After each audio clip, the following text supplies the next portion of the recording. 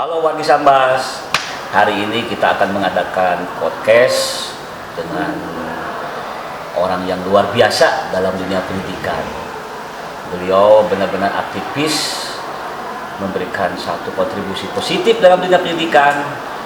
Dan untuk lebih tahu dan ingin mengenal secara mendalam dalam acara Buruan Sambas.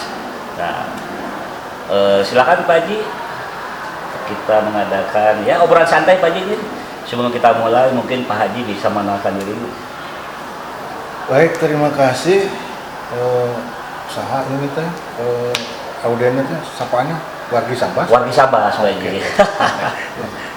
Wargi Sambas, kenalkan saya Asep Tapip Yani, ya nama saya Tiga. Ya. Asep menandakan saya memang Asep, ya. Dengan asalnya pasti Sunda asli bedok, ya. Dan Tapip itu tahun lahir saya, ya. Disunahkeun Tapip, asli nama Tafip. Orang Sunda mah bisa nyebut F dan jeung V, sehingga dina ijazah jadi Tapip. Nah, jadi singkatnya tahun Piper Perikolose, ya. Disunahkeun ya tahun Piper Perikolese itu tahun Indonesia sedang terpuruk. Sehingga siga ayeuna nya. Sedang politik sedang kacau, ekonomi sedang rusak, pokoknya tahun Piper Perikolose lah harita. Ya. Saya lahir di situ dan ditandai dengan seorang jenderal yang terkenal saat itu yaitu Yani, Ahmad Yani. Ya, maka nama saya jadilah itu Asep Tapip Yani. Tiga nama yang visioner dari bapak saya sebenarnya, karena ternyata setelah kita membuat paspor mau ke luar negeri, nama itu harus tiga. Jadi bapak saya itu luar biasa, cecakan orang kampung gitu, ngasih namanya mendunia gitu, karena tahu anaknya akan pergi-pergi ke luar negeri gitu, minimal naik haji kan. Jadi di paspor haji kan kudu tilu banget gitu kan, pas gitu. Luar biasa. Saya lahir tadi sebelumnya di kampung di Pamuntuk Garut ya. Jadi saya budak laut ya. Ada turunan di Sancang gitu ya. Turunan di Sancang tetanggana. Kecil di Garut, di kampung di Pamuntuk, kemudian remaja pindah ke kota ke Garut, karena SMA di Garut, kemudian kuliah di Bandung, sampai akhirnya dapat kerja juga di Bandung. Pernah sebelumnya keluar kota dulu ke Sumedang, sekarang di Bandung. Ya normal saja pengalaman saya di masa lalu, belajar seperti anak-anak Indonesia gitu ya. Karena saya hanya satu kali sekolah di luar negeri ya, waktu SMA saja. Jadi SD, SMP, kuliah itu negeri semua. Nah, SMA saya di luar negeri, yaitu di SMA Muhammadiyah. Mantap Pak Haji. Ya. Iya. Gitu. Dan mengenai hari ini Pak Haji kan, Pak Haji sebagai seorang kepala sekolah dulu Pak Haji ya. Profil sekolah yang Pak Haji pimpin ini SMK 13 seperti apa Pak? Visi misinya juga Pak. Oke. Di hari ini saya memang ditugaskan di SMK 13 ya, setelah sebelumnya di 4 sekolah yang lain. Dan SMK 13 itu dulunya adalah SMA Analis ITB. Jadi dulu itu ini anaknya ITB, jadi sekolahnya di ITB, SMA Analis Kimia. Kemudian digabungkan untuk menjadi SMK, ya. SMK-nya SMK 13, yang program keahlian utamanya yang paling adalah kimia analis.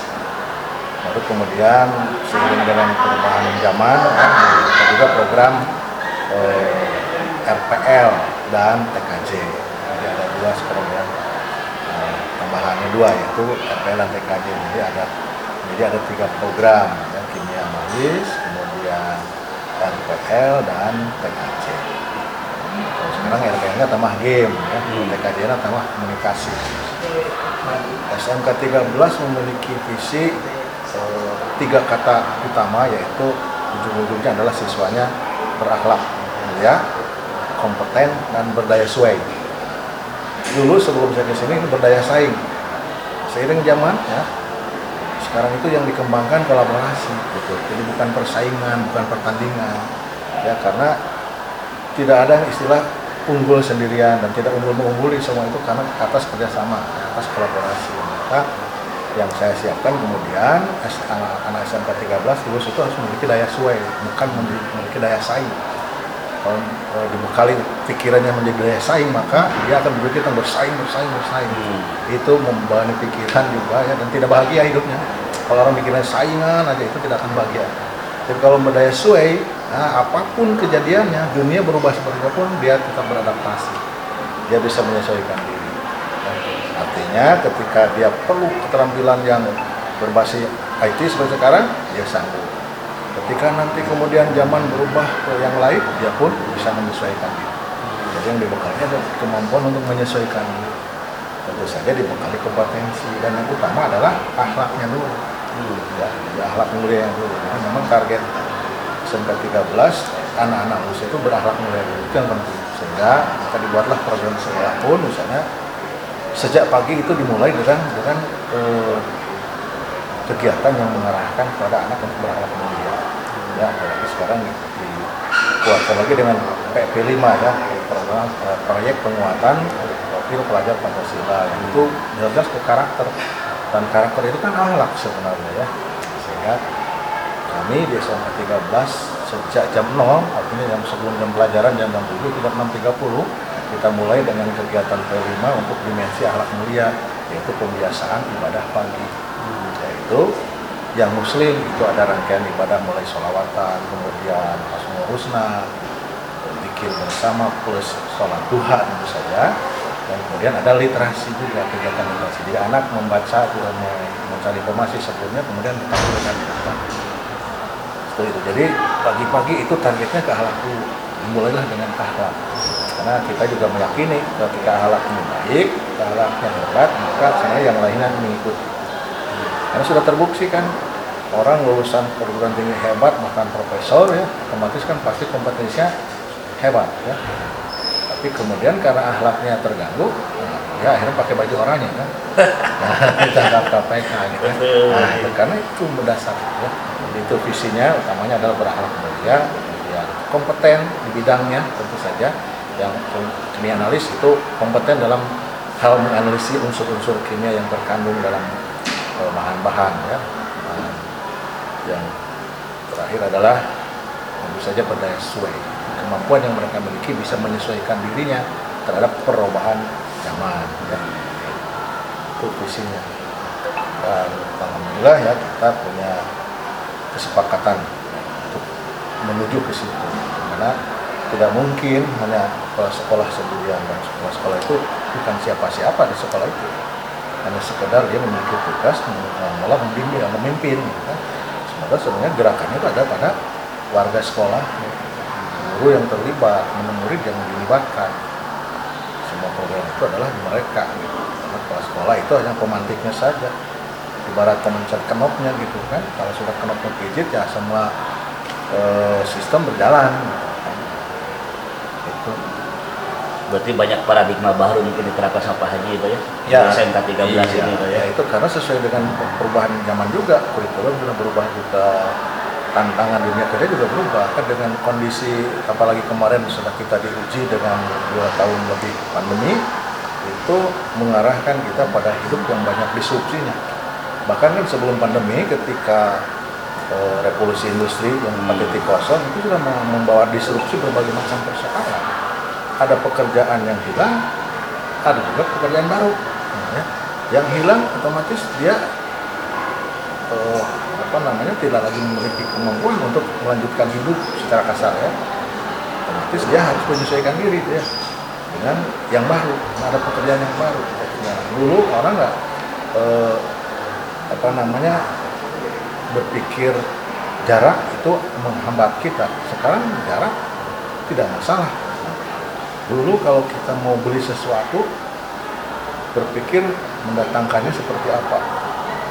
Kita sekarang tidak perlu pergi, cukup di rumah, kita ketik, datang. Jadi ada orang yang kemudian juga dulu kalau jualan itu harus punya tokonya, punya tempatnya, ada rak-rak barang, lemari barang, ada gudang. Itu kalau orang mau jualan, itu barangnya ada. Sekarang orang jualan, tukang dagang nggak lagi punya tempat, karena barangnya sudah ada di yang buatnya. Gitu kan? Sekarang misalnya dagang buku saya jalan, ini kan di perpustakaan kita bicara buku. Mau beli buku, toko buku, jualan buku pasti ada rak-rak buku. Harus punya tokonya, bukunya dijajarin di situ, kemudian harga-harganya kan ya. Orang melihat kemudian beli. Sekarang dia jualan buku, tidak harus punya. Bikin aja lemari bukunya di digital, ya. Dibikin lemari virtual gitu kan. Nah, daftar barang dan harga-harganya. Kemudian nomor kontak selesai, rekening tulis di situ, udah. Orang tidak perlu lagi membuat termasuk transportasi. Pengusaha transportasi sekarang nggak perlu punya motor atau yang gojek gitu. Mobil juga sama, nggak perlu punya kan. Dia penting punya perusahaan yang bisa menjual jasanya. Orang butuh mobil untuk piknik misalnya, butuh bus berapa, nggak usah punya bus. Mungkin dia punya jaringan gitu kan. Pesan 10 bis untuk tanggal sekian, tinggal bikin klub penuh gitu, bikinlah jadwal, kontak-kontak gitu. Mobil datang ke yang mesen gitu kan, kita bakal nggak ketemu sama yang mesen gitu ya. Dan nah ini rada rahasia dikit ya, saya sampaikan. Saya sejak awal, bahkan saya di awal-awal dulu di kepala sekolah itu pernah ada fitnah bahwa saya korupsi gitu. Dulu saya baru seminggu jadi kepala sekolah, tapi sudah dituduh saya korupsi. Buktinya katanya saya punya rumah 5 ya. Ya, kan itu sampai disebutkan alamat-alamatnya ya. Bayangkan baru seminggu jadi kepala sekolah saya sudah punya rumah 5. Padahal salah itu, bukan 5, saya itu harus waktu itu punya 6 ya. Benar, itu salah, yang satu itu udah yang di Cingis itu nggak tahu kalau saya punya 2 gitu. Karena padahal di Cingis itu saya punya kapling 4. Nggak tahu dia kalau cuma rumah gitu. Nah, karena ya namanya juga fitnah ya. Betul. Masa orang baru jadi kepala sekolah seminggu kemudian sudah bisa beli dari mana, duitnya gimana ngambilnya gitu kan, korupsi kan ya, gitu ya. Padahal memang karena saya anak bungsu, alhamdulillah kan banyak warisannya gitu. Orang tahu nggak apa, iya, orang lain nggak apa banyak. Nggak apa, saya ditinggalin misal di rumah, saya ditinggalin 2 di Garut, saya tinggal 2 gitu, di Pamukuknya, di kotanya, gitu kan. Masuk di sini, gitu. Disebut alamatnya lengkap gitu. Ya sampai yang di Lembang itu rumah mertua gitu disebut. Wah, luar biasa. Alhamdulillah didoakan ya. Itu doa berkah lagi. Dan nggak apa-apa juga, itu juga iklan saya juga kan. Gitu ya. Nah ini Pak Ji nih, kita kan udah lepas nih dari masa pandemi 2 tahun ini Pak Ji ya. Otomatis kan kayak sekolah udah mulai lagi ada kegiatan lomba-lomba. Nah kemarin setelah LKS terakhir mungkin Pak Ji ya? Ya.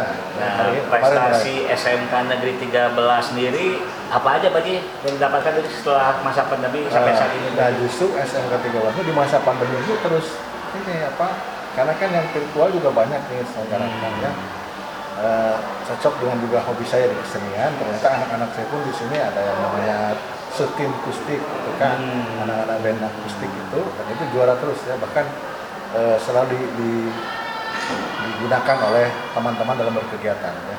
Maksud misalnya ada kegiatan apa, misalnya yang tinggal Jawa Barat misalnya kemarin yang Irma Masjid misalnya, itu hiburannya anak kita gitu kan, selalu kalau paduan suaranya misalnya, atau ya itu akustiknya yang band akustik itu karena juara terus itu, bahkan lagunya juga lagu sendiri kan. Ya. Kemudian kalau di bidang yang kimianya, otomatis sekarang memang jarang lawan ya, dan lomba juga jarang. Ya, banyak lah di olahraga juga ada kemarinnya. Jadi juara-juara pokoknya tiap upacara Senin saya selalu menyerahkan piagam gitu kan. Itu tandanya bahwa ada selalu tiap minggu itu yang memberi kejuaraan dari anak-anak ya. Berarti sudah banyak Pak ya prestasi dari anak-anak SMK 13 itu Pak ya. Itu mah ditinggali aja di ruang depan ya. Lemari pialanya kan segitu ya. Dan berceceran di mana-mana. Nah ini Pak nih, di samping itu kan SMK 13 itu punya kelebihan lah. Bagaimana kemarin tingkat KCD 7 deklarasi mengenai generasi literasi generasi emas Pak Ji ya, diadakan di SMK Negeri 13. Nah ini saya yakin nih SMK 13 kayaknya punya kelebihan karena warga Sambas harus tahu nih Pak Haji Tapip ini sebagai bapak literasi juga nih ya. Jadi kalau misalnya Pak Haji ditempatkan di satu sekolah, pasti ada perubahan di perpustakaan tuh ya. Ya. Nah mungkin bisa diceritakan nih Pak. Nah, kemarin alasan kenapa gerakan literasi generasi emas itu diadakan SMK 13 gitu. Karena kebetulan kita ini sekarang juga kita berbicara di perpustakaan nih Pak ya. Betul kan yang lain baik. Karena bagi saya juga tahu deh. Saya baru tahu nih. Beliau ini selain Bapak literasi telah dibuktikan dengan karya tulis. Nah kita bisa lihat nih buku-bukunya. Karya beliau itu. Mungkin Pak Haji bisa menceritakan lah seperti apa Pak. Ternyata Bapak sebagai ya sampai disebut sebagai Bapak literasi juga gitu Pak.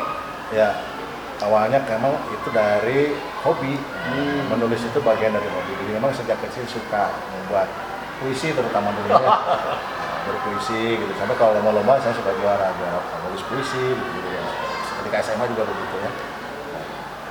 Nah, kesininya karena ada tuntutan juga pekerjaan, juga dari tugas-tugas kuliah juga kan berkembang nulisnya ke nulis ilmiah juga. Jadi selain tulisan yang berbasiskan sastra yang indah-indah gitu, ada juga teman yang berbasis ilmiah ya. Yang ini saya tulis ilmiah semua gitu. Karena ada beberapa pun itu adalah mata kuliah yang saya ajar.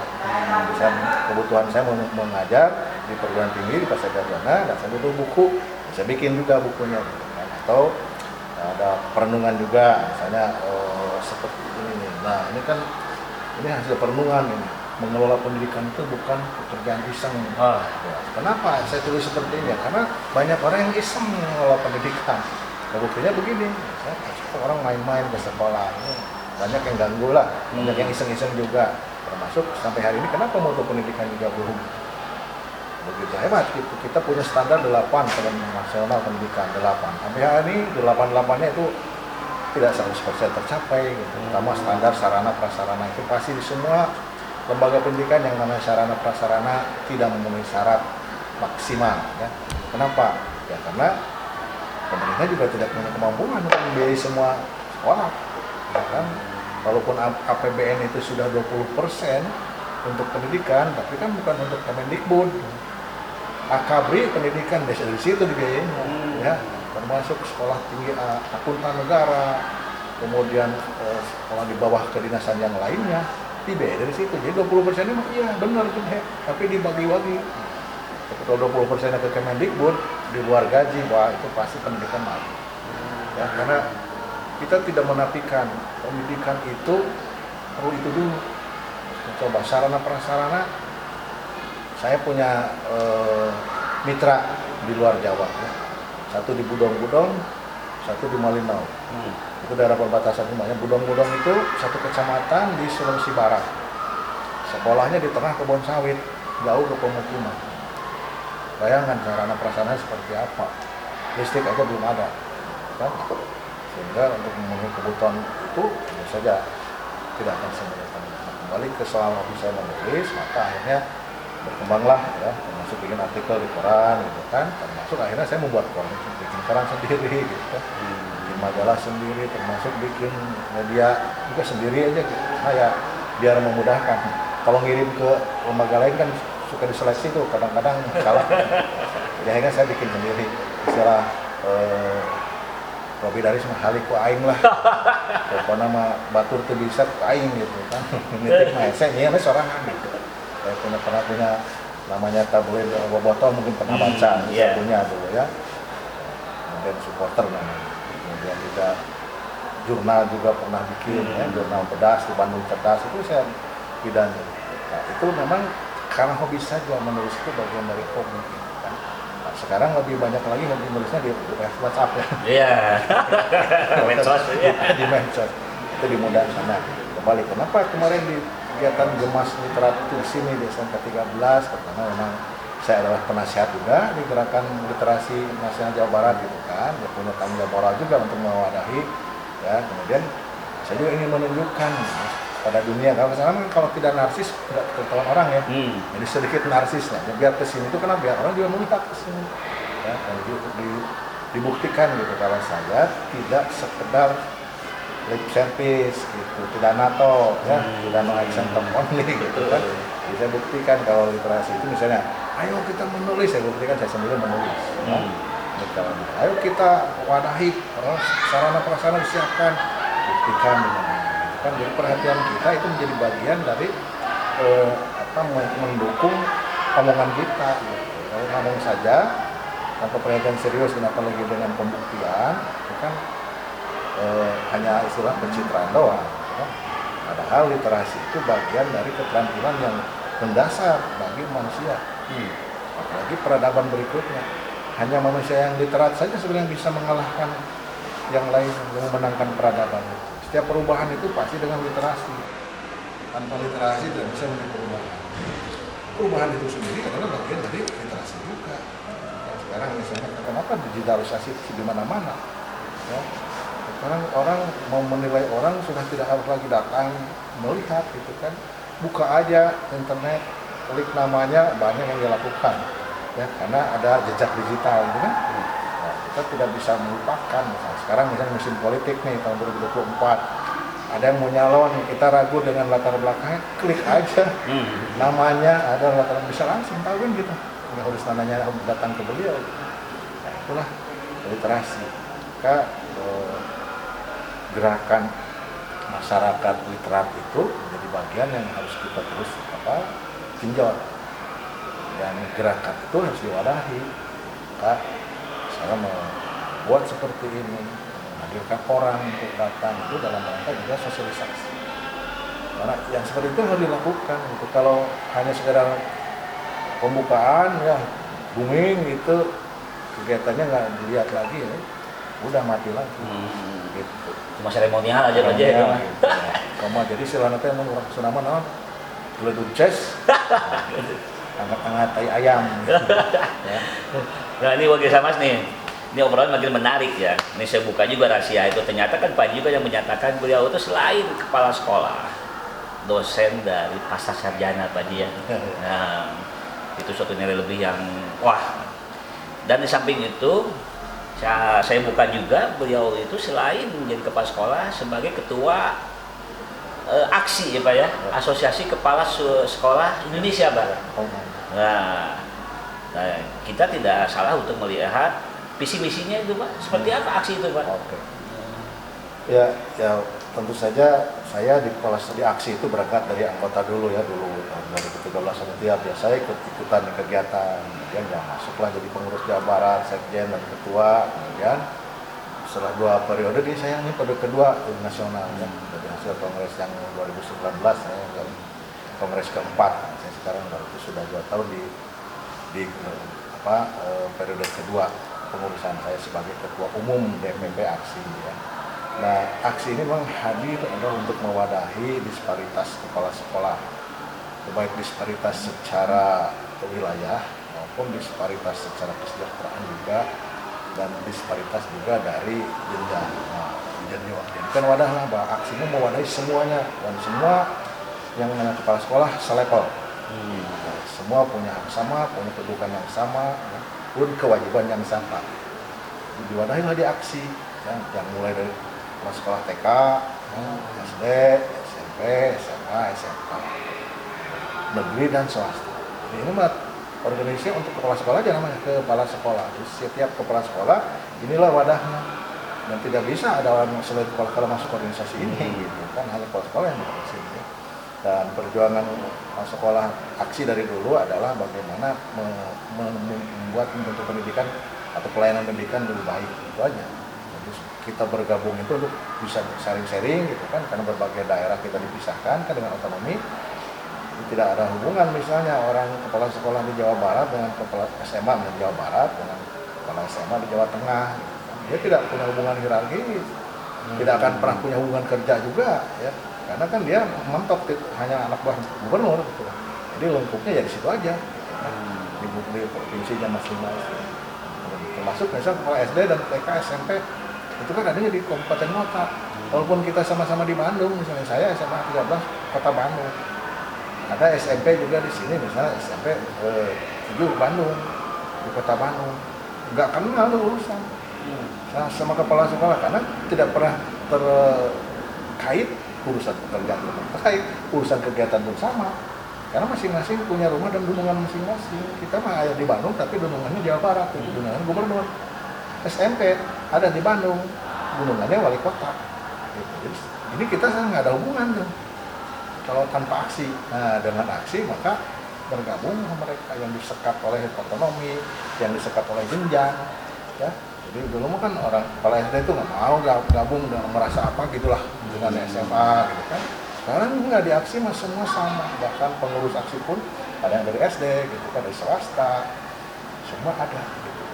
Dan Kipowade itu dalam rangka untuk menyatukan visi misi kepala sekolah dalam rangka mencapai pendidikan yang bermutu, saya itu undang-undang. Nah, kemudian beberapa hal juga yang sudah berjuang aksi, karena aksi juga dalam berkegiatan itu perlu dukungan, misalnya keluasan untuk berkegiatan sebagai kepala sekolah misalnya, karena kepala sekolah itu kan lebih ke manajerial ya. Sementara yang tahun-tahun sebelumnya dulu kan kepala sekolah masih wajib mengajar, nah, 6 jam harus mengajar. Bayangkan ketika dia harus rapat padahal ada kelas yang diajar, ya, rapat juga kan tugas, dengan rapat panggil rapat atau gubernur misalnya, atau untuk rapat kemana gitu, untuk kemajuan pendidikan juga rapatnya kan, sementara anaknya di kelas ditinggalkan. Nah, itu kan menjadi hambatan. Maka itu diperjuangkan oleh aksi sehingga muncullah peraturan menteri ya, yang memang membebaskan kepala sekolah dari mengajar. Jadi lagi harus ke kelas ya. Kenapa ya? Karena itu tidak bisa dilaksanakan secara maksimal, banyak ditinggalkan. Oke, kemudian bebaslah kepala sekolah dari mengajar, maka tugasnya utama menjadi manajerial, supervisi, dan wirausaha. Nah, maka muncullah kepala sekolah yang mandiri, yang mengembangkan sekolah itu sehebat-hebatnya untuk menuju kemajuan, gitu kan. Nah, dengan tidak mengajar, lebih leluasa kan, dan tidak ada dosa gitu kan, dosa pada anak yang meninggalkan mengajar karena harus bertugas di tempat lain. Nah, itu satu lagi perjuangan yang sangat radikal itu adalah memperpanjang masa jabatan kepala sekolah. Dulu hanya 2 periode, 4, 8, setelah itu ganti, kepala sekolah turun. Nah, dengan aksi usulnya itu sampai pensiun jadi kepala sekolah. Tapi kemudian disepakati setujunya hanya 4 periode. Itu nama 2 kali lipat. Jadi sekarang kepala sekolah bisa 16 tahun jadi kepala sekolah, tidak hanya 8 tahun. Itu perjuangan yang radikal yang memang mungkin kepala sekolah yang baru diangkat sekarang lah memang begitu kan, kepala sekolah tidak ngajar, ya, tidak ke depan ke kelas gitu, dan panjang masa jabatan dulu mah saya diangkat pertama masih 4 tahun, hitungannya selesai. Kita perjuangan. Kenapa? Karena ada kejadian kepala sekolah yang 8 tahun, tapi semua dia sudah hebat, sedang hebat-hebatnya. Tiba-tiba dengan aturan kan harus berhenti. Otomatis kan energi untuk membangun pendidikan menjadi tertunda. Karena sayang kan dia sedang optimal, sedang dengan gagasan yang hebat, dengan kinerja yang baik, membawa sekolah bisa luar biasa, ya harus berhenti. Itu akan diperjuangkan oleh aksi. Masa jabatan harus lebih panjang, ya. Kemudian terbebas dari mengajar ke kelas, karena itu banyak ditinggalkan, itu dosa besar kalau guru itu meninggalkan kelas. Sebenarnya itu kan dosa utama. Betul. Dosa utama guru adalah meninggalkan murid belajar gitu kan. Itu makanya aksi perjuangan itu supaya kita tidak berdosa terus gitu. Dan lebih fokus pada bagaimana mengelola sekolah, membawa lokomotif ya, sebagai masinis kan, gerbongnya segala terbawa, maka lokomotifnya harus dibebaskan dari tuntutan-tuntutan lain yang tidak utama. Itu diantaranya ya. Jadi utamanya adalah mewadahi semua sekolah dari jenjang TK sampai SMA SMK, terus seluruh wilayah negeri swasta. Jadi kalau orang misalnya menganggap aksi organisasi tandingan dari misalnya MKKS itu salah besar, karena MKKS-nya itu musyawarah masing-masing jenjang dan beda urusan gitu kan. Kalau MKKS SMK ya pasti ngumpulnya orang-orang SMK yang bicara tentang ke SMK. Dengan SMA ya SMA, SD itu pantas harus ada musyawarah antara mereka. Sebenarnya aksi adalah lebih ke organisasi profesi. Itu martabatnya. Maka ada di tingkat nasional dan berbadan hukum. Berbadan hukum aksi itu. Jadi sekarang sudah menyebar di seluruh Indonesia. Iya, sudah menyebar. Jadi kalau ada. secara individu sudah seluruh provinsi ada aktivis-aktivis aksi. Tapi secara organisasi, karena tadi mindset orang masih berbeda-beda ya. Ketika berorganisasi itu, untung seperti cirian. Gitu. Namanya aktivis itu kan seperti, gitu kan. Nah, maka kenapa saya mau konsisten jadi aktivis? Saya ingin membuktikan kalau saya aktivis tetap bisa gitu. Betul. Gitu kan. Nah, kalau aktivis nanti ya tidak bisa buktinya saya bisa. Betul. Dan satu catatan lagi, aksi itu selalu jadi mitra kementerian. Ya, jadi setiap peraturan tentang kepala sekolah, tentang pendidikan yang dibuat oleh kementerian, selalu ada aksi di situ yang terlibat. Sampai peraturan itu tanda tangan menteri itu aksi terlibat. Ya. Membuat pedoman, termasuk yang sekarang nih aksi sedang terlibat menyelenggarakan apresiasi kepala sekolah dan pengawas inspiratif nasional. Ya. Ketua aksi terlibat menyusun pedomannya, membuat juknisnya, bahkan jadi jurinya. Ya. Mantap. Jadi minggu ini saya akan menjurii yang kiriman-kiriman naskah dan video-video kepala sekolah dan pengawas yang sudah dikirimkan ke portal PMM itu akan saya jurii dan nilai nanti. Itu di-SK-kan oleh Dirjen langsung, termasuk juga aksi terlibat dalam penyusunan kode etik guru yang sedang disusun. Karena ada perintah di Undang-Undang Guru dan Dosen itu setiap organisasi itu membuat kode etik. Nah, yang membuat kode etik adalah organisasi profesi. Nah, aksi sebagai organisasi profesi tugaskan di-SK-kan juga itu. Kita bikin penyusun. Targetnya Desember keluarlah kode etik guru untuk guru seluruh Indonesia. Walaupun nanti kode etik itu tiap organisasi punya, itu memang aturannya begitu. Kalau kode etik itu dibuat dan dilaksanakan oleh organisasi profesi.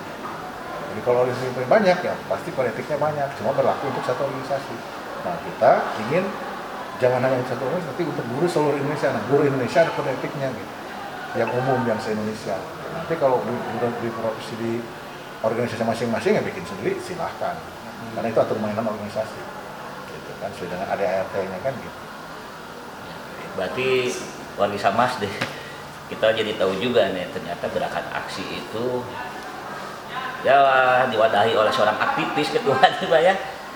Nyata-nyata memperjuangkan ya Pak ya. Menjadi wadah perjuangan sampai diakomodir dalam pembuatan regulasi juga Pak ya. Jadi tidak hanya berdiam Pak ya, hanya wadah saja. Nah kalau yang tadi kan mungkin Pak pernah nggak memberikan satu advokasi buat kepala sekolah yang bermasalah dari aksi itu sendiri? Ada, ya, pasti itu ya. Jadi setiap ada yang bermasalah, apalagi dia kalau sudah menyatakan diri adalah aktivis aksi pasti. Misalnya saya beberapa kali jadi saksi ahli atau saksi yang meringankan ya untuk kepala sekolah yang masuk pengadilan ya. Beberapa kepala sekolah ya yang terjerat oleh hukum gitu kan. Kita kan harus ada pengadilan. Itu saya sebagai ketua kita beberapa kali undang oleh pengadilannya untuk menjadi saksi. Dan biasanya itu saksi meringankan kalau ketua aksi untuk anggotanya kan. Ya, artinya untuk memahamkan, karena kan tidak semua orang paham tentang proses di dunia pendidikan. Ya, misalnya tentang pengelolaan keuangan kan dianggapnya sama aja dengan yang lain gitu kan. Padahal kita kan misalnya bos, OPD kan dia sudah ada aturannya. Jadi sebenarnya kalau mau belanja apapun asal sudah direncanakan, kemudian tata caranya sesuai, ya sudah gitu. Tapi kan ada yang mengutak-ngatik, misalnya besarnya besar jumlah masa belanja besar ya. Misalnya di SMK 13, yang namanya bahan kimia itu ada yang harga 500 gramnya itu 28 juta. Padahal cuma 500 gram. Dan itu pasti habis, karena itu unsur kimia kan menguap habis. Sekali pakai udah selesai gitu. Seperti itu. Jadi uang ratusan juta itu sedikit. Misalnya, apalagi misalnya di sekolah jurusan mesin CNC itu harganya 1 miliar, 1,5 miliar. Ada bantuan 5 miliar beli 2 mesin. Sementara belajar itu kan idealnya satu anak satu mesin kan. Ini kan jadi ngantri 36 orang satu mesin. Ya. Jadi tojaknya bertolak belakang bicara mutu, bicara cita-cita dengan sarana. Ya, karena ya gimana mungkin anak bisa praktek dengan leluasa kalau alatnya terbatas. Jadi jangan salahkan misalnya anak-anak SMK itu sebut saja dalam tanda petik belum siap pakai. Ya, kenapa? Karena mungkin peralatan di sekolahnya juga tidak sama dengan yang di industri. Pertama kurang jumlahnya, kedua kualitasnya lebih rendah misalnya dengan yang di perusahaan, karena banyak sekolah yang punya alat-alat itu belanjanya tahun 70-an. Ya, nanti sudah ketinggalan kan gitu ya. Seperti misalnya mesin bubut lah ya, belinya tahun 70-an, otomatis itu sudah tidak presisi lagi. Ya. Ketika mau bikin buletan itu mungkin agak penjol dikit gitu kan. Itu karena sudah gojek lagi, sudah nama ya. Misalnya si mata bornya juga sudah tidak pas lagi gerakannya. Itu bisa seperti itu. Sementara alat-alat itu mahal, gitu kan. Dan pemerintah sudah sanggup membiayai. Apalagi misalnya sekolah-sekolah swasta yang juga sekolahnya juga tidak mampu-mampu banget gitu ya.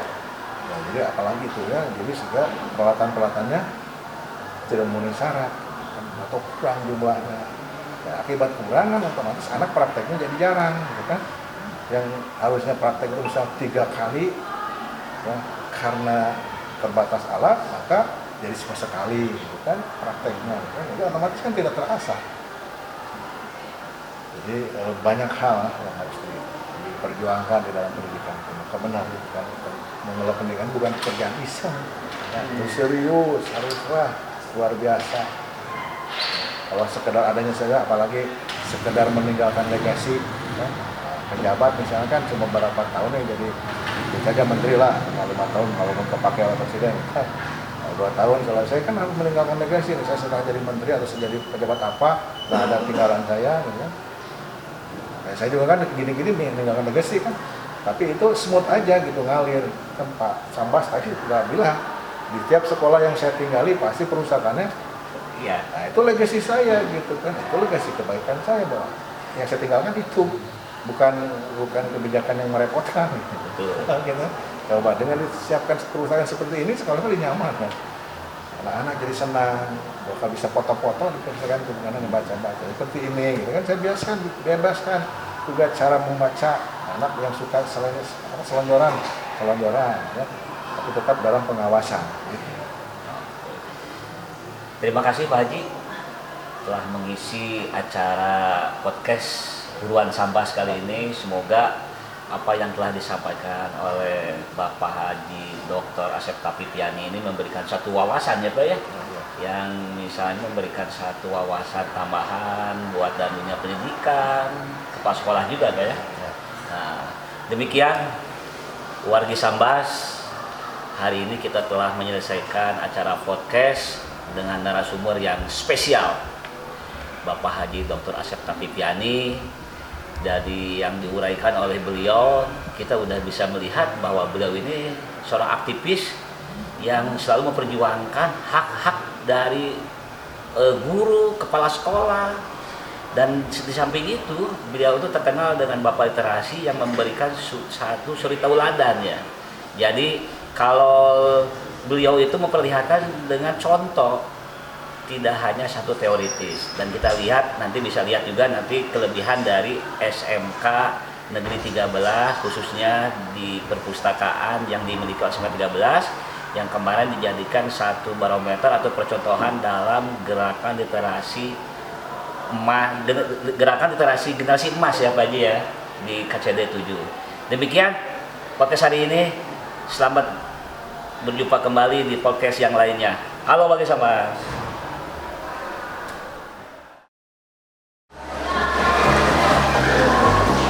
Selamat datang di perpustakaan SKN 13 Bandung. Silakan masuk.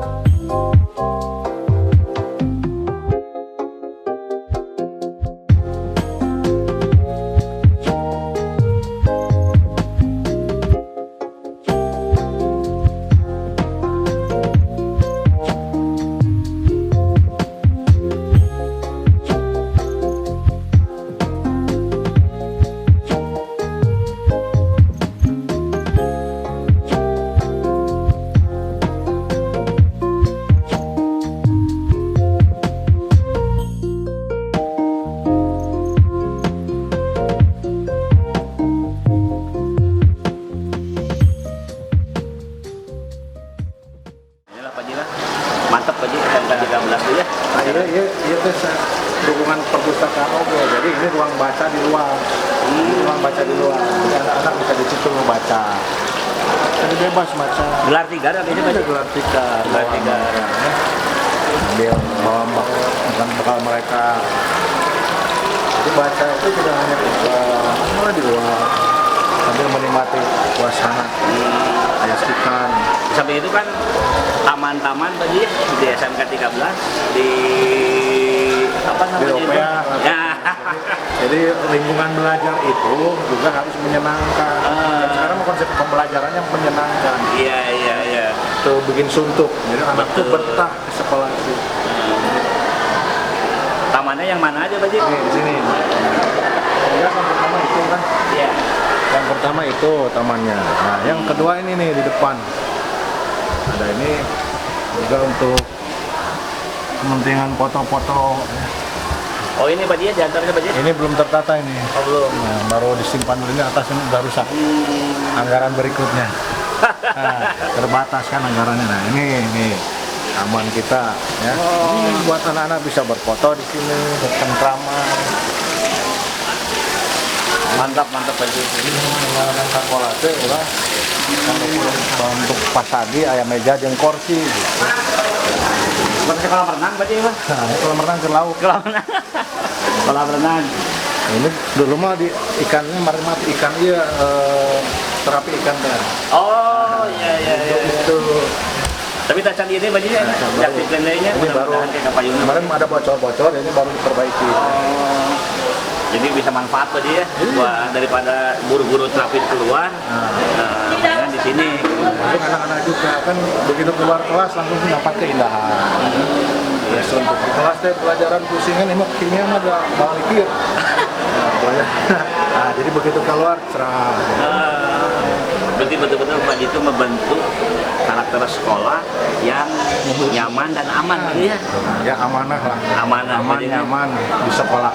Nah, 7 harakatnya Pak Haji ya? Nah, jadi di 7 harapan, di 7 amanah. Iya, iya betul Pak Haji. Aman, nyaman di sekolah. Betul-betul Pak Haji. Berarti kalau 7 harakat mah buat SMK 13 bukan satu hal yang baru Pak Haji ya? Baru kita punya tujuh budaya juga, sekolah ini punya 7 budaya. Jadi urusan 7 mah datang mah angka terhebat dari itu mah 7 ya. Ada mata Pak Haji. Hari juga 7. Itu kan Itu Pak Haji ya betul-betul. bukan sembarangan angka. Jadi emang betul-betul di ini Pak Haji ya, udah dibiasakan lah, dibudayakan Pak Haji di Kan sini ya. disiapkan jadi namanya sarana prasarana itu tidak hanya berbasis kepada kebutuhan fisik, tetapi kebutuhan psikis juga ya, Betul. harus dibuat karena kan sirkulasi atau ruang gerak anak itu juga harus memenuhi syarat. Selain ruang gerak yang baik, selain ruang gerak yang baik juga memenuhi hasrat individu dari sisi psikologis, Betul. kenyamanan. Nah ini Pak Haji kan kalau di 7 harkat itu tiap hari kan beda-beda Pak Haji, Ya, betul. pola pembiasaannya. Ya, Kalau tadi saya pagi datang ke sini Pak Haji itu melaksanakan sholat duha Pak Haji. nah. Nah itu Pak berarti nilai plus begitu ya dari betul. 7 harkat itu Nah, ya. ya 7 harkat yang kan anak sehat lahir batin itu hari Jumat. Betul. Di sini mah tiap hari soal mental mah. Tiap hari pelaksanaan apa? Penguatan mental spiritual dan akhlak mah di sini tiap hari. Ya, walaupun di sana kan hanya ada 7 hari Jumat. Hari misalnya. Jumat Pak Haji ya. Sehat lahir batin, gitu kan? Betul. Nah, di sini mah setiap hari. Nah, juga sama yang 7 itu dibuat juga jadi tema literasi. Hari Senin itu kan tentang nasionalisme. Betul. Nah, di sini mah ya. Selasa sih hidup sehat. Rabu itu yang permukaan. Betul. Kamis di sini kan budaya sunat. Betul. Jumat itu tadi, Jumat lebih ke materi keagamaan. Berarti itu hanya penguat aja Pak Haji ya, karena pola pembiasaan itu dari literasi, akhlak, mulia itu telah diterapkan dalam kehidupan sehari-hari Pak Haji ya. Gitu. Dimulai dari jam 0, 6.30 itu sudah mulai berkegiatan. Oh gitu. Olahraga, kegiatan pemenuhan hasrat-hasrat yang berkaitan dengan kompetensi yang diinginkan. Tapi udah mulai kelihatan Pak Haji ya karakter dari anak-anak di SMK 13 dengan penerapan dari Pak Haji dalam keseharian itu mudah kelihatan Iya, Pak Haji. udah kelihatan. Jadi anak-anak juga kan ini diciptakan lingkungan juga bersih.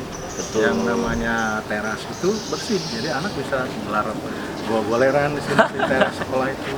Ya, mereka mengerjakan tugas-tugas. Ya. Nah, ini taman juga Pak Haji. Nah, ini suasana ini kan saya bikin ada duren ini nanti berbuah. Mantap Pak Haji. Durian montong Pak Haji. Yang itu duren musangking, ada yang kecil masih kecil musangking. Sekarang tua ada musangking. Nah ini ada yang aneh sebenarnya. Ada panda yang ngejar-ngejar lumba-lumba. Lumba-lumba. Jadi dunia yang berbeda.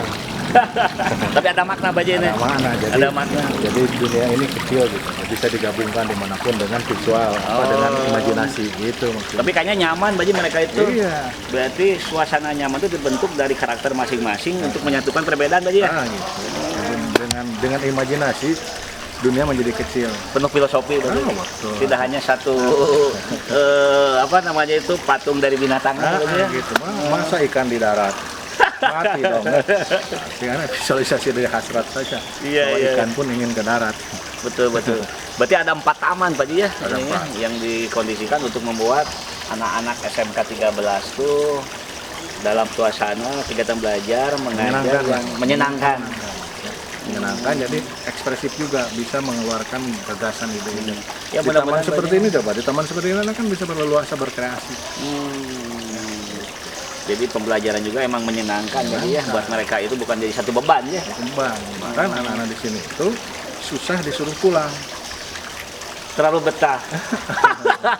Jadi kebalik di sini mah kalau udah bel pulang ke anak-anak bahkan sebelum bel kan di sekolah lain mah pengen cepat pulang. Di sini mah susah dilarang pulang. Berarti anak-anak ini Pak Haji, maaf nih, nggak akan ada yang mabal ya? Wah, cuma kalau mabal mah rugi. Mabal kan? Jadi cerita keren itu di sini mah bukan yang seperti itu. Kan di sekolah lain mah mabal keren, juga merokok keren, melanggar aturan. Kan di sini mah enggak. Yang keren itu yang hidupnya itu di labora dari pagi sampai sore. Oh, Nggak ada mantap. waktu di sini. Ya. Berarti Pak Haji mereka itu pulang ke rumah tuh malah di rumah makan pingin ke sekolah lagi ya? Jadi Karena kan WiFi kita penuhi ya di teras-teras itu anak-anak goleran lah istilahnya berkegiatan apapun. mana ya? Ya Bahkan mudah-mudahan Sabtu aja hari libur Sabtu ada kegiatan di sini ada kelas industri Sabtu. Ya. Oh, Jadi minat mereka ya kita wadahi. berarti semua apa namanya itu keinginan mereka itu kita penuhi Pak Haji ya? Iya. Sebagai bukti Iya. bahwa SMK 13 menempatkan sebagai ruang publik Pak Haji ya? Memberikan Pak Haji mah pelayan mungkin ya? Ah betul. Pelayan ya? Kita melayani saja, termasuk melayani guru-gurunya juga. Iya. Bukan hanya murid. Iya iya. Bagaimana guru juga bisa nyaman. Iya. Dengan kondisi ini nyaman guru juga. Ya Pak Haji mah tidak menempatkan sebagai seorang penguasa atau pemimpin Pak Haji ya? Karena pelayan. Pelayan ya. Aduh. Memenuhi semua kepuasan. Insya Allah Pak Haji Memuaskan. amanah Pak Haji ya dengan apa menempatkan kita sebagai pelayan amanah yang diberikan oleh negara Pak Haji ini mah ya dalam menentukan atau mencerdaskan kehidupan bangsa Pak Haji. Ya. Tapi Pak Haji Insya Allah mudah-mudahan apa konsep dari SMK 13 ini yang saya lihat langsung penuh makna, penuh filosofi jadi contoh sekolah yang lainnya Pak Haji. Jadi konsep bisa seperti ini karena sudah selesai dengan diri sendiri. Jadi saya itu sudah selesai dengan urusan pribadi gitu ya. Sekarang tinggal untuk memberikan Karena apa? Karena kebutuhan apapun sudah dipenuhi Tuhan saya dan berlebih gitu. Dan tidak ada alasan saya untuk sekarang penuh. Buat apa gitu kan? Sekarang misalnya gitu. Saya mau rumah nambah. Buat Iya. apa? Yang namanya nggak urus. tadi ngomongin 5 rumah itu. Padahal Oh, 6 salah ya. salah gitu kan. Buktinya yang di kampung sana rumah wisata nggak terurus. Iya Kalau di sini burung gitu kan, karena jarang ditinggali gitu kan. Mau apa? Kendaraan ya cukup lah. Di rumah semua punya kendaraan. Buat apa juga nambah-nambah kan garasi juga nggak ada. Iya. Sekarang mah tinggal Pak Haji mengabdikan diri, Iya, betul. berbakti Nah, itu. untuk orang lain yang memberikan manfaat Terus dia. mau bersyukur pada Tuhan. Nah, Gitu. Jadi Iya. cara bersyukur saya bekerjalah melayani. Gitu kan. konsep marifat tadi. Nah, itu dulu SMK 4 saya bikin marifat kan. Oh, marifat. SMK 4 marifat dulu. Oh. Bukannya bapaknya ya. Maju, memberi, mari memberi manfaat. Maju dan memberi manfaat.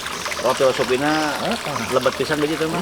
Ya, tempat mari kamu dituliskan oleh kepala sekolah yang selanjutnya. Itu mata saya di sana. Oh gitu. Kalau SMK 2 kan juara. Juara ya. Nah, tempat dapat ya. Di sini itu berdaya saing, berdaya sesuai. Udah sesuai ya. Jadi ya itulah bagi Sambas bagaimana kita telaah ya seorang sosok Dr. Haji Asep Kapitiani memberikan satu paradigma baru dalam dunia pendidikan yang kadang-kadang tanpa obrolan langsung ini kita tidak akan bisa tahu, Pak. Ya. Malah kadang-kadang kalau yang negatif terus padahal Ya, sosok betul. seorang Asep tadi seperti inilah. Ya, Penuh kesederhanaan, welcome dan siap untuk berdiskusi ya, Pak Ji ya. betul. Untuk sharingnya. Kan teloba omong berbuih. Yang mau basa-basi busa-busa ya. Busa-busa, Kita mah betul. realitas saja. Ah. Nah, karena saya mau orang kampung. Betul. Orang hidupnya sayangan gitu ya. Pak Haji di SMK 13 ini baru berapa lama coba Pak Haji? Belum setahun loh, Belum Januari tahun ya. ya. Akhir Desember kan? Iya. Sekarang bulan 10 bulan. 10 bulan ya. Tapi udah bisa kelihatan bagi Sambas ya mengenai perubahan ya. Perubahan konsep, paradigma, infrastruktur, kelengkapan sampai seorang Pak Haji Dr. Asep Tapir ini menempatkan sekolah itu sebagai tempat nyaman anak-anak dibandingkan di rumah juga mungkin gitu ya. Betul. Untuk datang ke sekolah ya.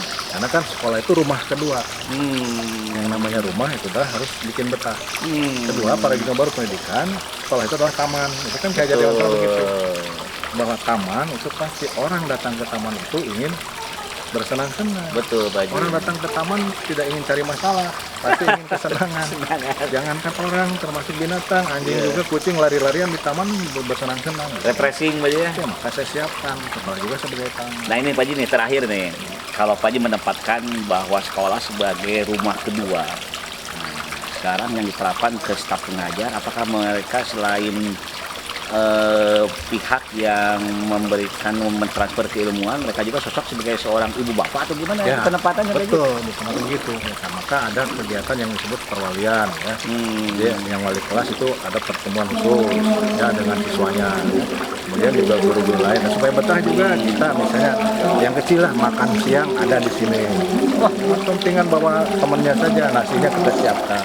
Oh gitu? Iya, di sini mau makan siang, mas nasi ada. Jadi kalau mau makan, saya punya temennya di sini nasi ada.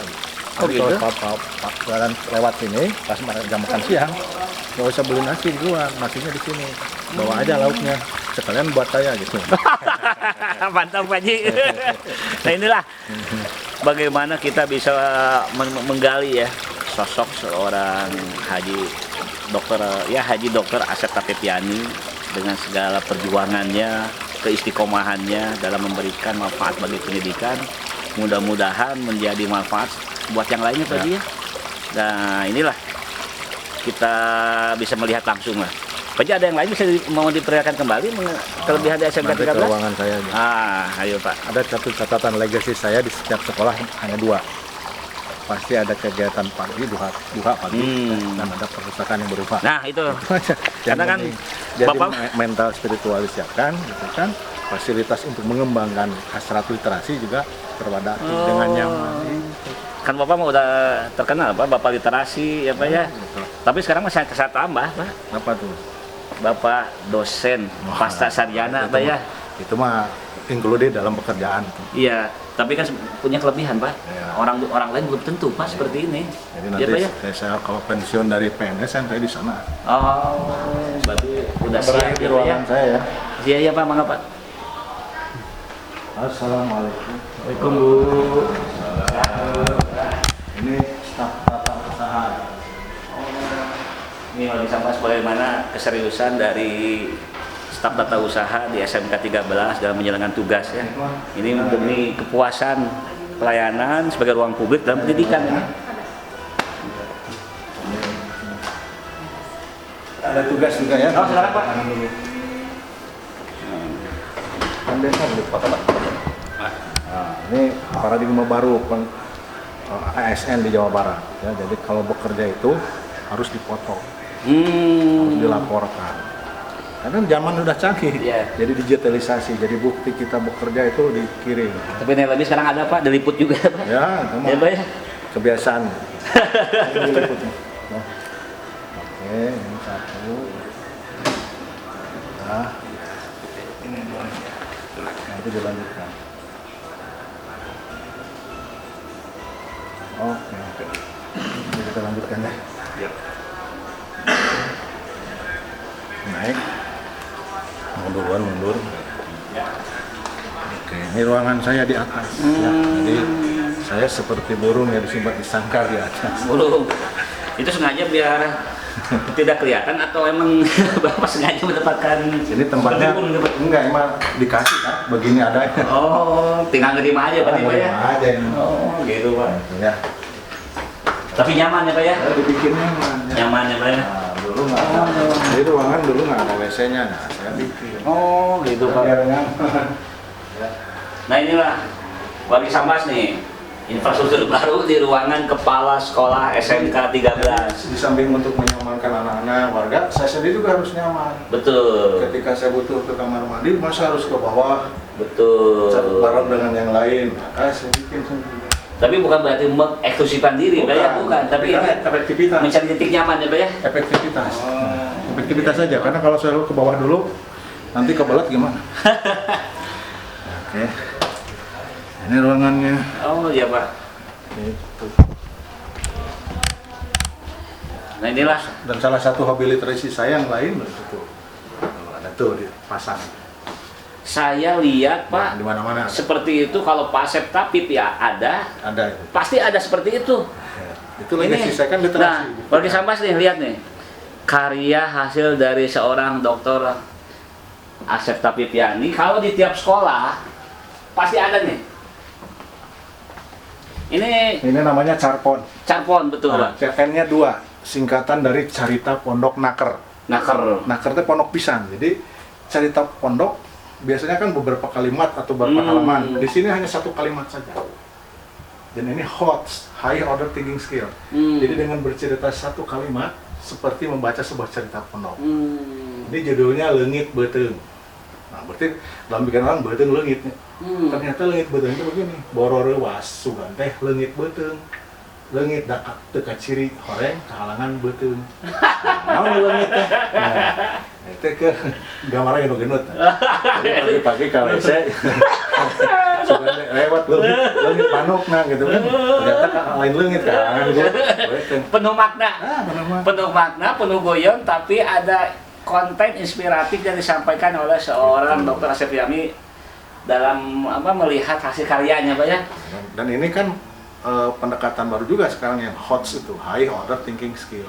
Jadi bagaimana mencampurkan semua investasi dan informasi dalam satu kalimat yang pendek, tetapi ini menyangkut berbagai hal. Bikin kalimat seperti ini tidak mudah. Pasti kalau kenal lila gitu. Saya jangan buku hiji. Gitu ya. Tapi nanti mau nama lagi kan? Ada, itu kan ada grupnya kan kita biar terus gitu, Pak. nanti dikumpulkan di dalam buku. Iya Pak, Oke, mantap. mau duduk silakan. Iya Pak. Ya seperti ini. Nah, inilah isinya. ruangan seorang kepala sekolah SMK Negeri 13. Maaf, ada Maaf, tiket Pak, nih, goreng. Pak. Ada tiket gorengnya, maaf. Nggak apa-apa Pak, itu Sisi lain. Sisi lain. Sisi lain saya. Nah, Sisi lain saya. beliau Karena saya anak kolong ya. anak kolong ya Pak ya, aktif juga di FKPPI ini ya. Jadi seperti itu Nah ini, tapi saya yakin namanya aktivis ya. aktivis. Tapi ini kan untuk satu rahmi Pak ya. Ya, kisah terang. Nah, maka satu rahmi betul Pak. Betul Pak. Dan kita kuncinya itu berkumpul itu silaturahim. Betul Pak. Dan silaturahim itu mendatangkan rezeki. Gitu, mendatangkan Betul. Rezeki, manjangan Sepakat, umur. Pak. Gitu. Bagi sama ningali ya. Sarapan anaknya sederhana. Dia beliau mah pisang goreng, geningan sanes pizza. Ayam dog asin. Ya. paling. Dog asin. Ya. Khas karipan lokal Sundanis. Minumna eta di wadah. Minumna eta. Iya Pak, contoh kakek sekolah saya siswa oke aja Pak ya. Hidupan sehat. Nah, betul Pak, sepakat Pak. Wah, mantap Pak. Ini dari tinggal mukna ge buhun. Ya. Sanes anu elit. Sanes anu awis. Iya mah di pasar tradisional. Ya. Inilah sosok sederhana dari seorang kepala SMK 13. Yang tidak tercerabut dari akar. Nah, Ya. tapi jangan salah, tidak dengan segala kesederhanaan, beliau termasuk orang yang modern dalam pola pikir. Ya, tadi kita udah bisa ngelihat di acara podcast Karena beliau memaparkan ternyata 1-2 langkah dalam 2 pendidikan beliau sudah jalani, ya Pak ya, dalam paradigma, pemahaman, sampai memberikan rasa manfaat buat para pendidik mungkin ya, secara keseluruhan Pak ya. Nah itu Pak ya. Seluruh dari mulai guru dan non guru juga kan di sekolah itu ada pendidik, ada tenaga pendidikan, semua tersentuh, semua terlayani. Karena itu menjadi bagian integral yang tidak bisa dipisahkan gitu. Kalau misalnya sekarang guru ngajar terus TU-nya nggak mendukung, nggak mungkin juga. Ya, kan? Tadi yang berjajar di bawah itu pendukung. Betul. Tanpa mereka sebenarnya kelancaran terganggu. Berarti perlu kolaborasi Pak ya. Nah, Dan Bapak ya sebagai bapaknya lah. iya, saya lemnya. Lem yang Ya, merekatkan ya melekatnya. Pak, betul sepakat Itu Pak. aja, ya. Ya, jadi emang itulah sebagai salah satu cara sebagai menciptakan tata kelola manajemen sekolah yang baik Pak ya. Ya. Nah, yang seperti tadi Bapak uraikan tadi, mudah-mudahan Pak ini jadi satu percontohan Pak buat sekolah yang lainnya Pak ya. Ya, ya. Jadi bukan berarti kita ujubria memberikan satu kelebihan, bukan Pak. Karena apa salahnya kalau misalnya kebaikan SMK 13 kelebihan itu diadopsi dengan sekolah yang lain Pak. Siar namanya. Siar ya Pak ya, siar dan kebaikan Pak. Kebaikan. Ya. Ya kan sodako juga boleh diomong-omongkan. Betul. boleh sir, boleh dahyar. Nah, Betul, Pak. Boleh tersembunyi, boleh di. Nah, mudah-mudahan Pak nih media Sambas sekarang menjadi media yang bisa menjembatani siar dalam pendidikan Oke, Pak. siap. Ya, Satu Pak, ya. lagi nih ya, walaupun orang sederhana, Betul Pak. manajemen modern diterapkan juga di sini. Ini sudah berbasis ISO. Oh, Iya, jadi tetap yang modern mendunia pun dipakai gitu kan. Jadi kesederhanaan itu tidak menghalangi modern. Contohnya orang Jepang gitu. Orang Jepang itu masih dengan tradisinya kuat, tapi teknologinya bayangkan mengalahkan semuanya. sepakat Pak. Gitu. Sepakat, Saya pun Pak. begitu. Akar saya masih tetap pakai, saya minum masih tetap pakai bekom, Bekom. goreng, ya. Gitu masih. Sarapan saya masih bisa Yeah. goreng bala-bala kadang-kadang ya lepet. Yeah. Ya. Kan lama-lama kupat sama gorengan itu harus dihindari. Kolesterol, Karena- Pak. bukan karena ngupat, itu kegorengan. Sisi lain saya juga suka ngabodor. Ya itulah. Jadi kalau dengan ngobrol dengan seorang sosok Dr. Asep tadi itu banyak perangkap dalam literasi. Ya, jadi tidak salah kalau misalnya ditetapkan sebagai seorang bapak literasi ya Pak ya. Guaran dari seorang Dr. Asep Teani di acara Buruan Sambas. Mudah-mudahan memberikan hasil manfaat, stimulus, dan bisa diadopsi mengenai kelebihan kebaikan buat buat SMK, SMA atau sekolah-sekolah lainnya dari SD SMP juga bisa ya Pak ya. Bisa, ya. Karena ini beliau juga pengalaman atau punya kewenangan sebagai ketua aksi Asosiasi Kepala Sekolah Indonesia. Yo, selamat berjumpa lagi nanti wargi Sambas.